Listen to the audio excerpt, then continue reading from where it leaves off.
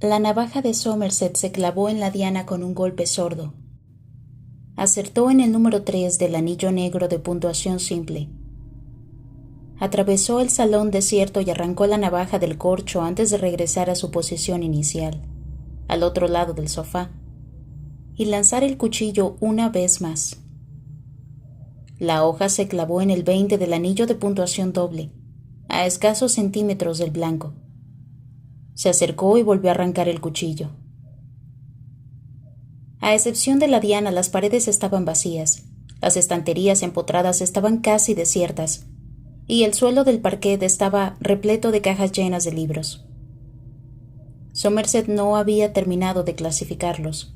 Tenía cientos de libros, algunos de los cuales sabía que jamás volvería a leer, pero aún así le costaba separarse de ellos. Ahora la navaja se clavó en el anillo triple, en el 17.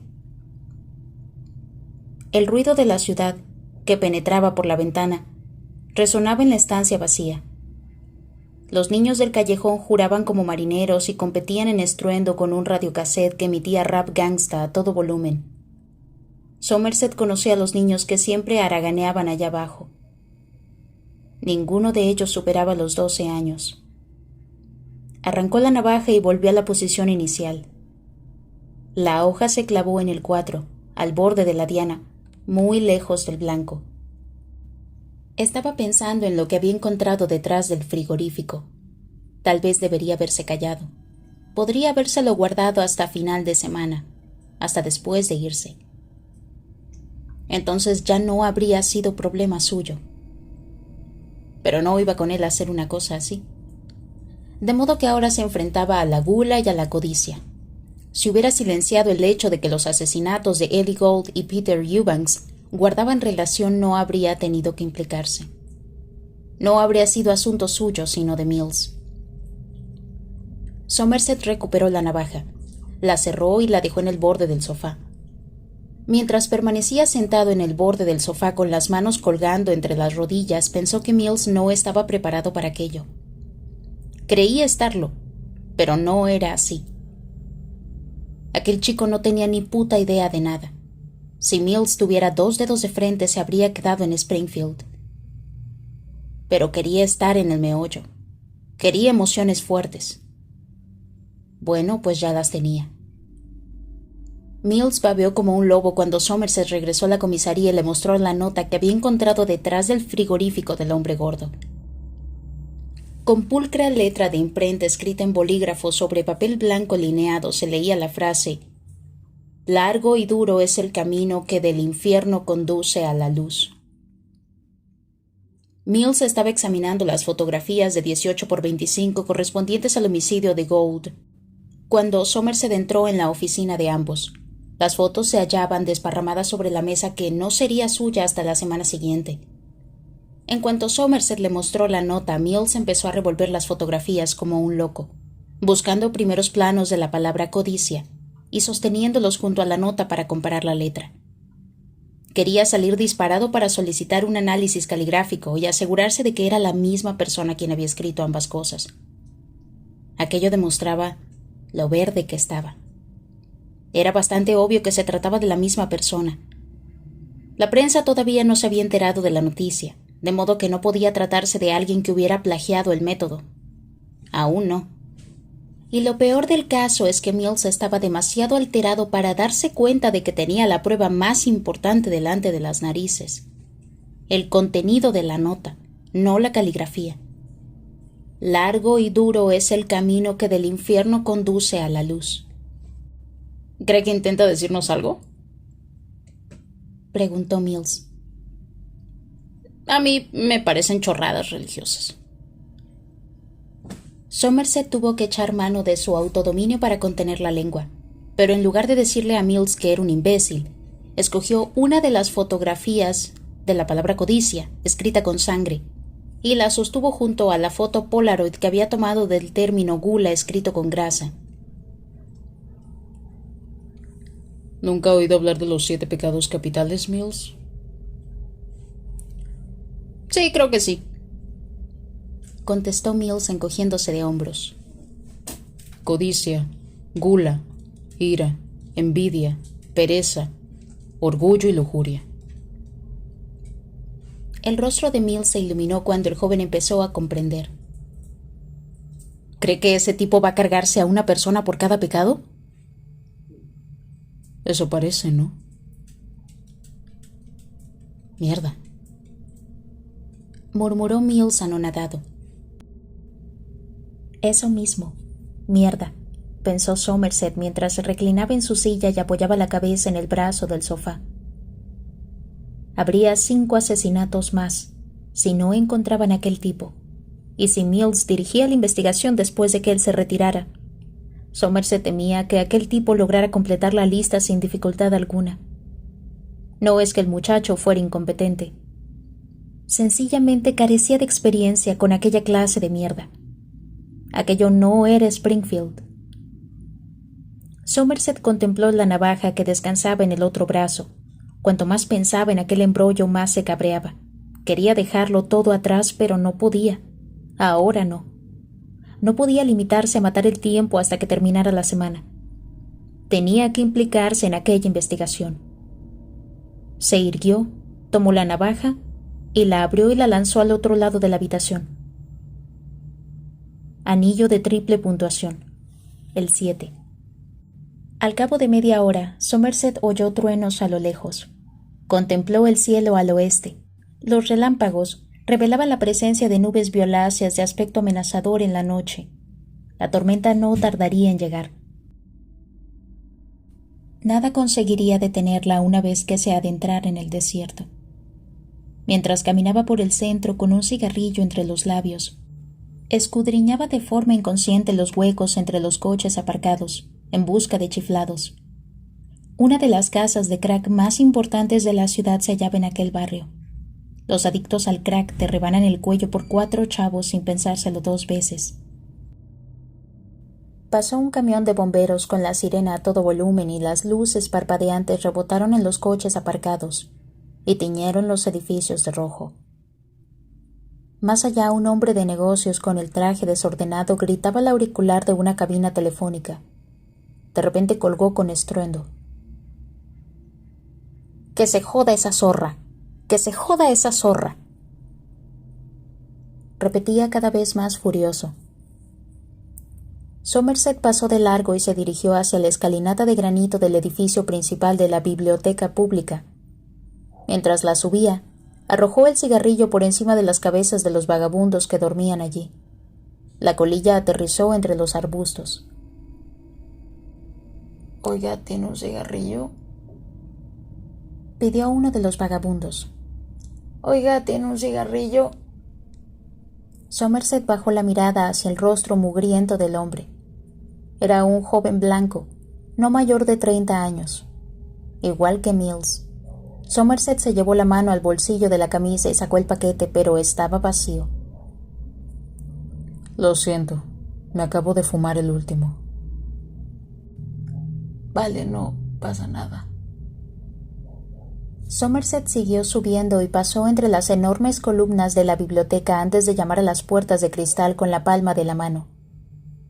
Al ver que nadie acudía a abrir, golpeó con más fuerza.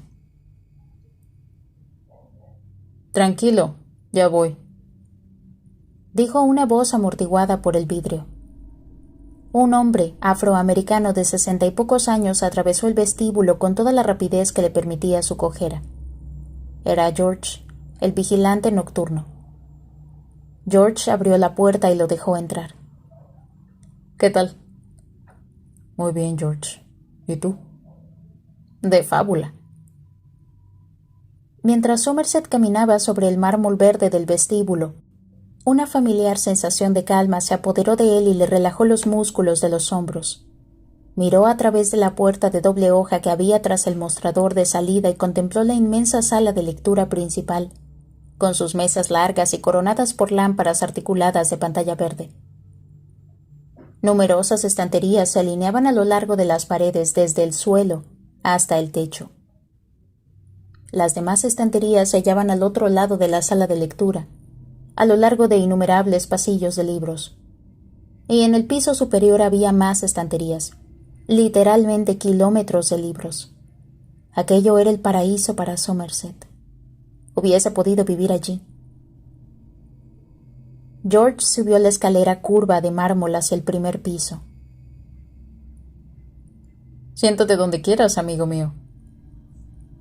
Gracias, George. Hola, sonrisas. Somerset alzó la mirada y descubrió una cabeza coronada por una espesa mata gris asomada a la barandilla de la galería. Era Silas, el guardia de seguridad. Jake y Costas, los otros dos guardias, estaban justo detrás de él y saludaban a Somerset con la mano. ¿Qué tal, caballeros? Saludó Somerset. Bien, repuso Silas. Bastante bien. Venga, George, muévete, instó Costas. Las cartas se están enfriando. El deber me llama, dijo George a Somerset por encima del hombro con una expresión de fingido hastío. ¿Seguro que no quieres jugar un par de manos con nosotros? No, gracias, repuso Somerset meneando la cabeza. Tengo trabajo. Bueno, pues ponte cómodo. Estás en tu casa. Gracias, George, le respondió Somerset con una sonrisa. Se sacó el cuaderno de notas del bolsillo y se dirigió hacia la sala de lectura. Sus pisadas resonaron con majestuosidad en aquel espacio enorme. Retiró una silla, encendió una lámpara y, cuando estaba a punto de sentarse, un trueno retumbó en la cavernosa estancia. El aguacero empezó a golpear el tragaluz de cristal reforzado que se abría en el techo. Oía a los hombres hablar en el piso superior mientras jugaban al póker. Con todos estos libros, un mundo entero de conocimiento a su disposición y se pasan toda la noche jugando al póker. George asomó la cabeza por la barandilla y colocó un radiocassette en el borde. ¿Pero qué dices? Tenemos tanta cultura que es para irse de espaldas. Los otros hombres rieron cuando George puso música. Los compases de un solo de piano se propagaron por el espacio abierto y flotaron sobre las mesas como nieve en polvo.